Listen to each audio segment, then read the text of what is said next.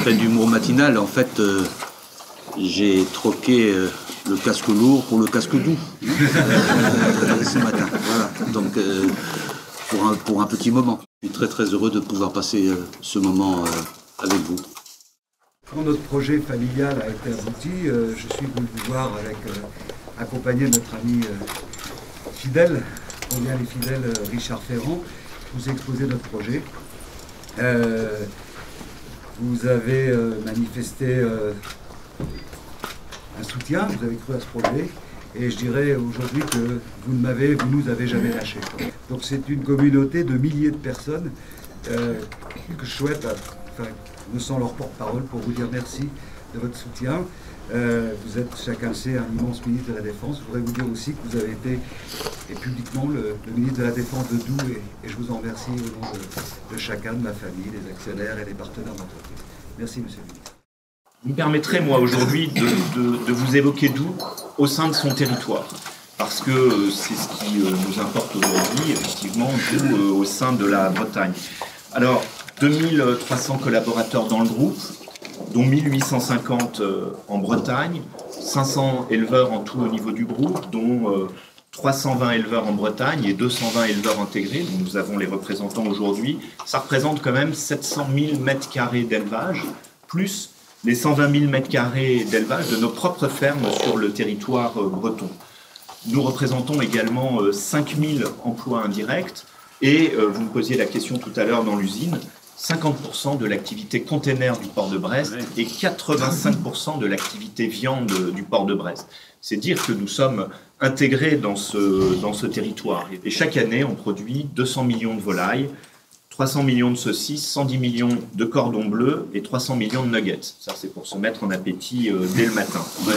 Et vous distribuez là, tout à l'heure. Ah, on peut vous faire une dégustation.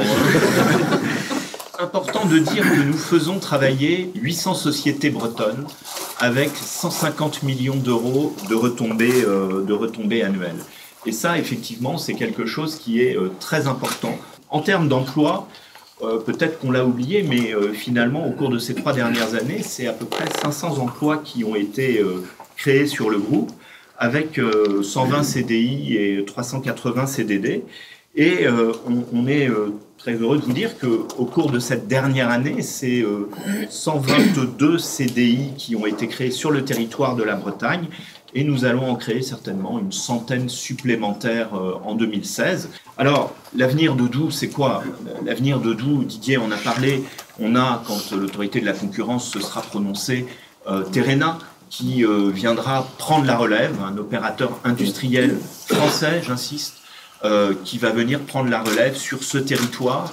Et ça a de l'importance, vous le savez, que nous étions sollicités par les Chinois, par les Brésiliens. Vous savez qu'il y aura 2 milliards de personnes de plus à nourrir sur la planète dans les 20 prochaines années. Donc la guerre de l'agroalimentaire est lancée déjà depuis plusieurs années. Nous n'avons pas répondu à ces sirènes avec Didier Calmels et nous avons surtout soutenu une solution française. D'abord une anecdote qui m'a beaucoup frappé. Comme elle remonte un peu, je pense qu'il doit y avoir prescription. La première fois que j'ai rencontré le roi d'Arabie Saoudite, c'était pour des affaires de défense. Généralement, les ministres, quand ils vont en Arabie Saoudite, ne voient pas le roi, mais le ministre de la Défense, si. Parce que le roi est aussi ministre de la Défense. Je commence à lui parler de mes affaires de défense, et à un moment donné, je lui dis, et je suis breton, et je voulais aussi vous parler des questions liées à la volaille. Je vois le visage impassible lié à la volaille. Parce qu'il y a une traduction. Et après, je lui dis, non, je voudrais vous parler de Doubs. Là, il y a eu un grand sourire. Ah, Doubs! Voilà. C'était assez enfin, sachez-le, parce que c'est assez impressionnant de voir comment, dans ce pays, j'allais dire, on dit quasiment plus du poulet, quoi. On dit du Doubs. Bon, voilà, je voulais vous dire ça. Mais surtout, vous remercier, M. Chalmers et M. Marion, d'avoir rappelé l'histoire. Moi, je ne suis pas un grand bavard. C'est comme ça. Mon âge, on ne me changera pas. Et je préfère, comme disait Nadine Normand tout à l'heure, plutôt des actes que des paroles. Et même si les actes ne sont pas connus.